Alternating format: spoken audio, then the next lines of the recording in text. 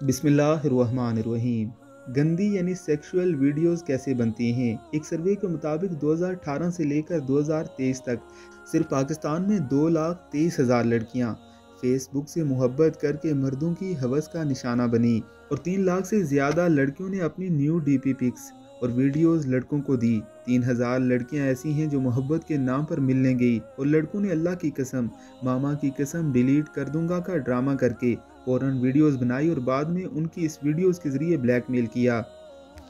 बारहा अपनी हवस पूरी की, पैसे लिए, दोस्तों की हवस पूरी करवाई। कितनी ही लड़कियों ने खुदकुशी की, कितनी ही लड़कियों की वीडियोस अब भी मुख्तलिफ वेबसाइट पर गर्दिश कर रही हैं।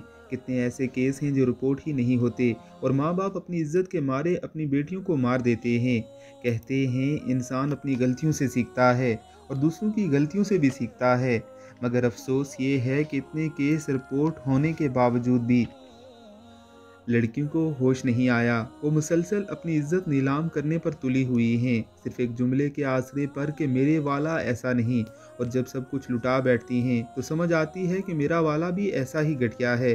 सोचने की बात है कि अगर तेरे वाला इतना ही अच्छा होता तो मेरा रब नामहरम रिश्ते हलाल कर देता। जब देवर जेठ सारे कज़न खालू फूफा जैसे रिश्ते जिनको आप जानती हैं को नामहरम करार दिया है, तो आप सोशल मीडिया पर गर्दिश कर दे मर्दों पर कैसे भरोसा कर सकती हैं?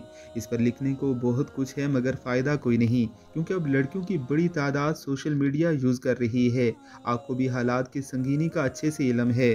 अगर आप किसी को अच्छा समझकर दोस्ती या मोहब्बत कर रही हैं तो यह आपकी ज़िम्मेदारी है, और मर्द की नफसानी ख्वाहिश का अंदाज़ा इस बात से लगाया जा सकता है कि उसको 4 शादियों तक की बेवक्त इजाज़त है। मर्द के मुकाबले में औरत की ज़िम्मेदारी ज़्यादा है कि वो अपने आप को बचा के रखे।